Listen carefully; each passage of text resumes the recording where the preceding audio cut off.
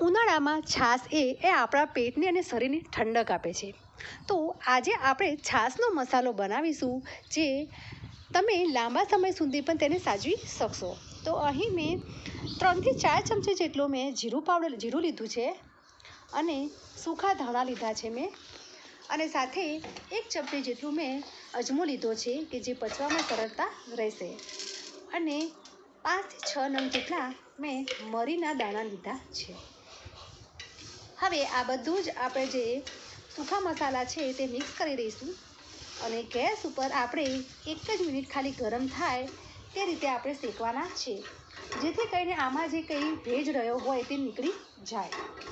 હવે આપણે આનો પાવડર બનાવવાનો છે. તમે આ મસાલો ગમે ત્યાં તમે ટ્રાવેલ્સમાં લઈ શકો છો, અથવા તો તમે હોસ્ટેલમાં બાળકો તમારા રહેતા હોય તો તેને પણ પેક કરીને આપી શકો છો.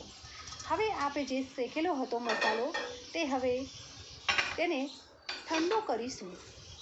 ઠંડો થઈ જાય એટલે આપણે તેને મિક્સર જારમાં ફાઇન પાવડર બનાવવાનું છે.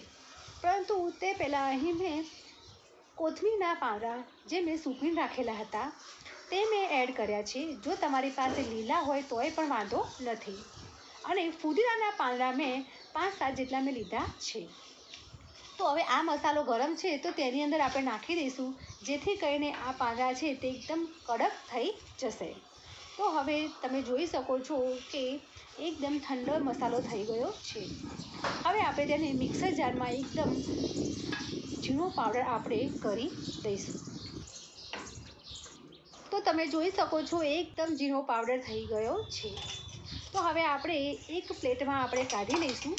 હજુ મસાલો રેડી થયો નથી ફ્રેન્ડ્સ, હજુ આપણે આગળ મસાલો બીજો નાખવાનો છે, એટલે કે બસ 2 જ વસ્તુ નાખવાની બાકી છે. તો તમે જોઈ શકો છો મસાલો આપણો એકદમ સુગંધીદાર રેડી થઈ ગયો છે. હવે તેની અંદર આપણે 2 ચમચી ભરીને આપણે મીઠું નાખીશું, અને એ 2 ચમચી ભરીને મેં સિંધા મીઠું નાખેલું છે, એટલે સિંધા નમક નાખેલું છે. હવે તેને આ મસાલા સાથે એકદમ કમ્પ્લીટ મિક્સ કરી લઈશું, જેથી કરીને હવે આપણે જ્યારે પણ છાશમાં આપણે નાખીને પીવું હોય તો અલગથી મીઠું નાખવાની જરૂર નહીં રહે, અને આ મસાલાને પણ કોઈ જીવાતને એવું કંઈ પડશે નહીં. તો આપણે મસાલામાં આ મીઠું છે તે બરાબર હવે મિક્સ કરી લઈશું. તો રેડી થઈ ગયું છે. હવે આપણે એક નાના કન્ટેનરમાં ભરી નાખીશું, જેથી કરીને મસાલો આખી સિઝનમાં સારો રહે, અને રોજ જે આપણે છાશ પીએ ત્યારે આ મસાલો નાખીને છાશ પીશું. અને ખરેખર આમાં જે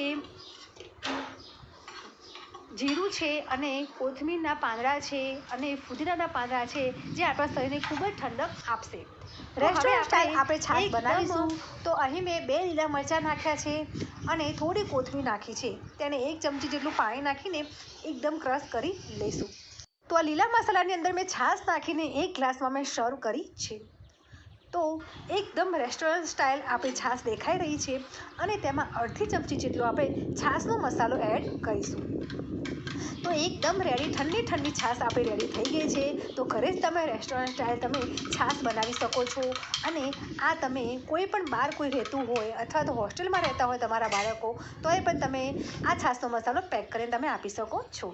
તો ફ્રેન્ડ્સ, છાશનો મસાલો જરૂરથી બનાવજો, અને આજનો મારો છાશનો મસાલાની રેસીપી તમને કેવી લાગી તે મને કમેન્ટ કરીને જરૂરથી કહેજો.